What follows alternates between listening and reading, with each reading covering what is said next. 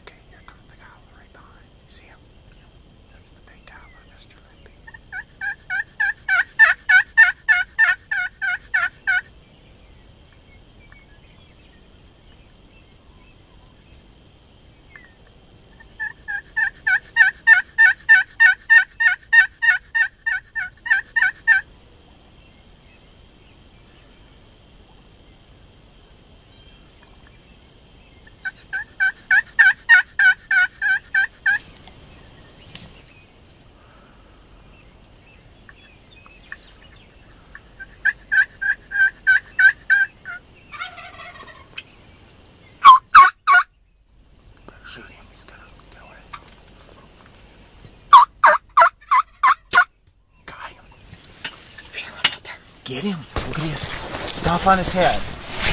Stomp on his head.